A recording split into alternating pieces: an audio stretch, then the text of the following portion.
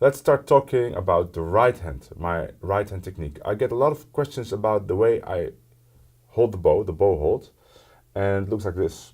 So if you come from certain classical schools of violin playing, you might find this really strange, although you probably have seen it, because it's called the Russian bow hold.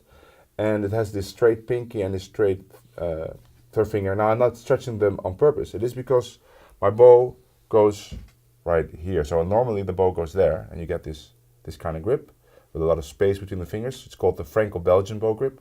But my bow goes there.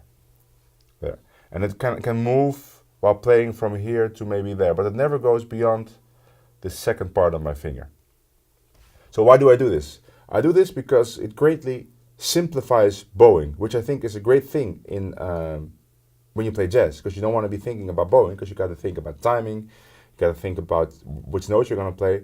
So by holding the bow like this, there's a lot of hand behind my bow, which enables me to produce a strong sound without applying pressure, which is quite different from this bow hold, where you kind of lean with your first finger to apply bow pressure. But I don't lean. I have my whole hand behind the bow, so there's already pressure on the bow.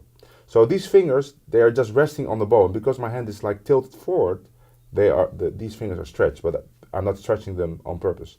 So now, the most important thing about this bow hold is that I'm not doing anything with my wrist or fingers. I know that when you play like this, there's techniques with finger bowing and like wrist bowing, which is very complicated, and they have definite purposes.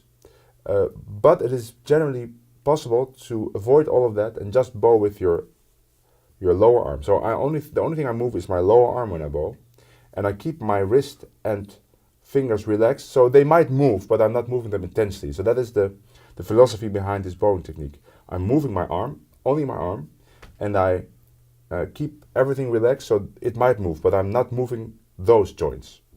So then the second thing is that because there's a lot of bow pressure on my bow, when I want to play light, I don't release tension on my first finger like you do in the Franco-Belgian, right? You press down and you release. No, instead I just move. I start playing in the upper half of my bow to get a lighter tone, and when I want a fuller tone, I play in the middle. And because I like a fuller tone generally, I usually play in the middle of my bow. And then another important thing is that my bow is tilted a little bit forward. So I can show you with my violin. So what I see a lot of players do is their bow is kind of straight on the strings, or it is even tilted backwards. But for the best tone production, you want to be tilting forward, and then you can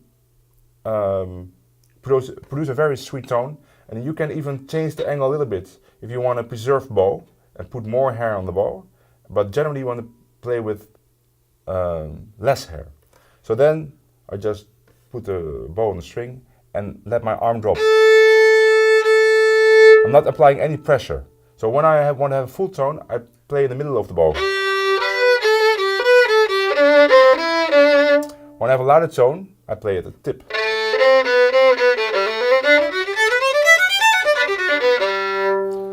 I rarely play at this end of the bow. I don't know the English word right now, because it is very uncomfortable to play there. And usually, when you play with this bow hold, there's so much pressure already on the bow that you don't need the whole bow to produce a full sound or to produce a long note. I can do that by tilting the bow a little bit so the hairs are more straight on the strings. I just want to add that this is the way I play, and people that use a Russian bow hold are greatly outnumbered by people that use a Franco-Belgian bow hold, and there are many great players.